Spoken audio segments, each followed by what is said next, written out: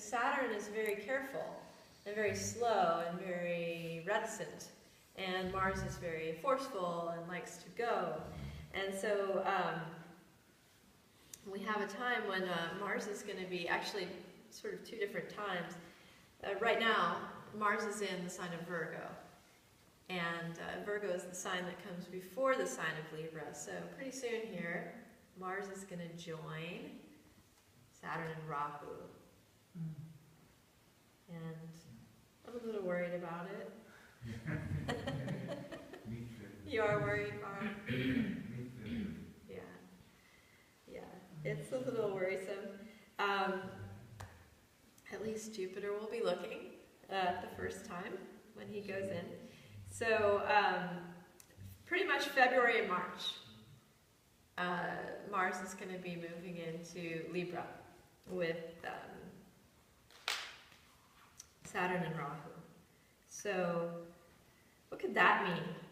I mean, Rahu is that demonic, chaotic, hungry, worldly, stirring up energy, chaos. And Saturn is that strong pressure and it really doesn't have much regard for comfort. And then Mars comes in. Mars isn't necessarily friendly with Saturn either. They just don't get along. They have different philosophies. I was saying today in class, it's like driving with the brakes on. Mars wants to go, Saturn puts the brakes on, and can feel very uncomfortable. So, you know, that's February, March. It could be a little rough, you know, a little choppy, because Saturn and Rahu are still going to be there. And,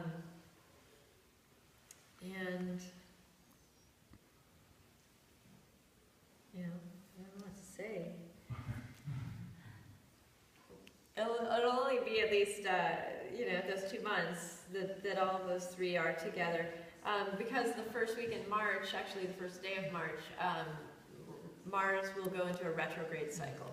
So he'll slowly start receding back into the sign of Virgo. And he retrogrades for like 2.5 months. So he'll be, you know, he's actually going to be moving back out. He'll just give us a taste of his energy and inside the Saturn and Rahu combination, and then he goes back out, back into Virgo. See, what else does he do? Oh yes.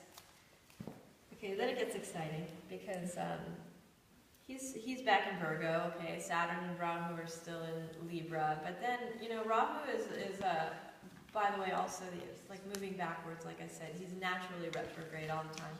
So he's going to be moving into Virgo on July 12th. Rahu and Ketu will move their signs on July 12th. So actually,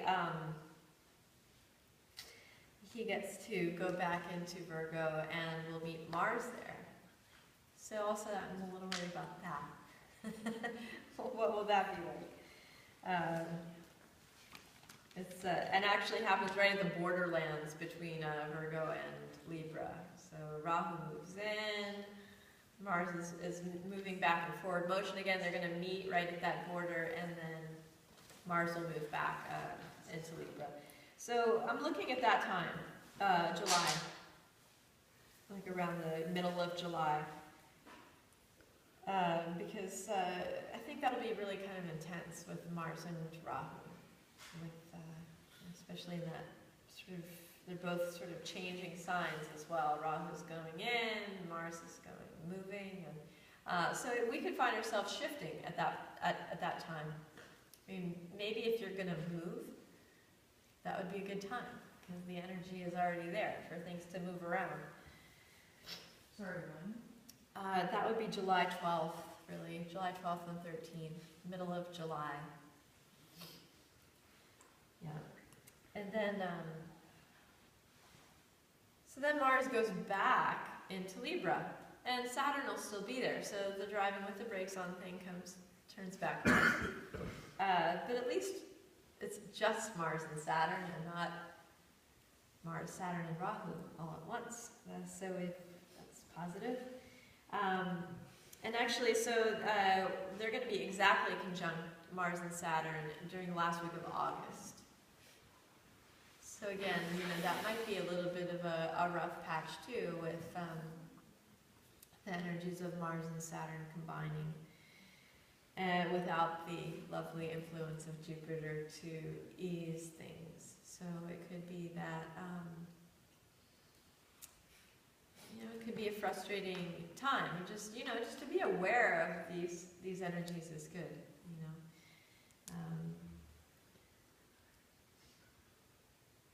And then, of course, Mars continues on into he goes through the zodiac and ends up in Capricorn by the end of the year. And that's his favorite sign, his strong sign.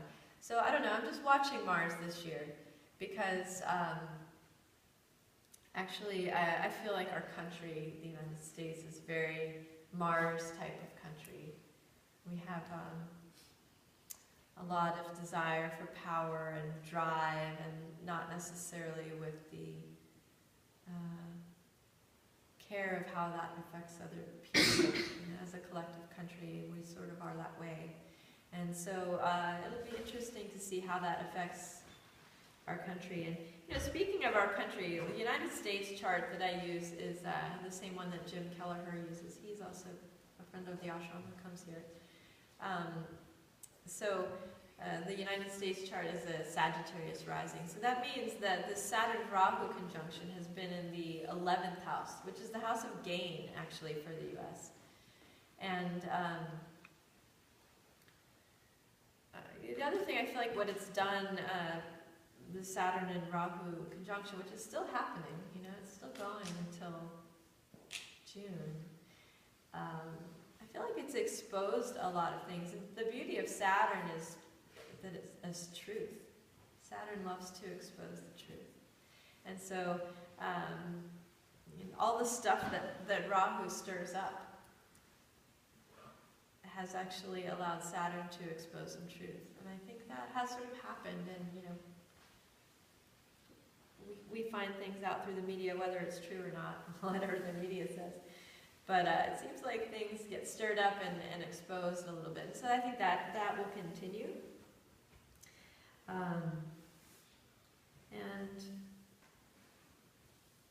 Anyway, it'll be interesting to see. And when we think of Mars, it's power and drive, and it's our own personal power too. So we might pay attention to how we exert our will on other people this year. It seems like Mars is going to be very strong and running into some very interesting situations. So there's all that. So let's go back to something more positive. Jupiter is in Cancer, the sign of Cancer. So I like to focus on the positive things all the time. People notice that. But anyway, so Jupiter is going to be in Cancer and exalted middle of July. Like I just told you that July 12th, 13th, Rahu and Ketu are changing signs. And just like right at that moment, Jupiter's also reaching his strongest point of exaltation. So, whatever it is that may be troublesome that could come up at that time, we still have the grace of the Guru, even though he's not directly looking at the situation. It's like he's still, the expansive, positive nature of Jupiter is still there. And for the United States, let's say, Jupiter is going to be transiting through the 8th house of the United States chart, which is, that's a mixed blessing. I mean, the 8th house is the house of transformation and sort of deep things that lie beneath the surface. In the United States chart, Rahu and Mercury are in the 8th house. So it's a significant house for our country as well. So maybe it's going to be a positive thing that Jupiter runs into that sort of area. Let's see what else I have here in my notes that seems exciting. yeah, Saturn. So Saturn's moving in November 2nd. So he'll be, predominantly still in Libra. So Saturn is actually also exalted in Libra. That's why it's been a really interesting transit with the Saturn and Rahu, because Saturn is very strong right now. He's in his favorite sign. He's going into retrograde motion. And what's that date? I forgot to write that down. Sometime in the spring, I think. And when planets go into retrograde motion, it kind of makes them stronger. So he's going to be very strong also this year. With Saturn and Mars both being sort of strong, in a collective sense, we might feel that, like, we want to do things, but we're not sure we should, or we're not sure where to do them or how to do them. So, like, within ourselves, we might feel that not, wanting to do something, but not knowing, but maybe being afraid, to be honest, and just not wanting to change anything, or maybe seeing the negative side of moving or things like that. So it's something to meditate on inside of yourself when you're feeling like that. Well, I want to do that, but I'm afraid. Feeling, and think, okay, that's Mars and Saturn somehow creating this condition that's allowing me to deal with the problem. And we can deal with it in an individual sense. We can deal with it collectively as well. So when you're feeling that frustration of maybe wanting to do something, feeling blocked in some way or another, whether it's by outside circumstances or within, you can think that really just Saturn and Mars are trying to teach you something. And ultimately, we go to, the answer might lie through looking or asking Jupiter and Ketu, those more spiritual planets, who are going to be very harmonious this year with each other. So again, we turn toward practices and helps always. Let's see what else.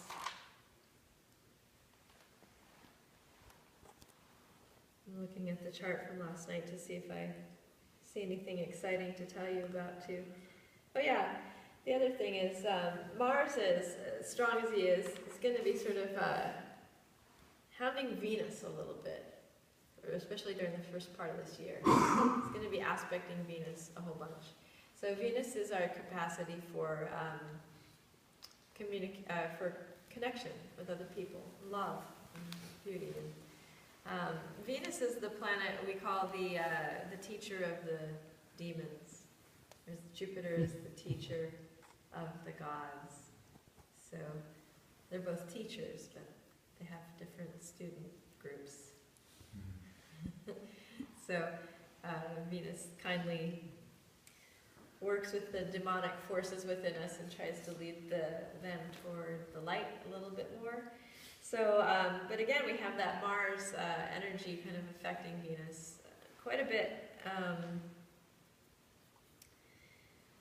as we go through the year. And sometimes that can create a little tension. Mars and Venus, actually, if you look at their symbols that they're used in astrology, they're male and female. So kind of like the man-woman energy. And so they're ultimately attracted to each other, but they don't really like each other, honestly, Mars and Venus. So when Mars is affecting Venus, you can get a little bit,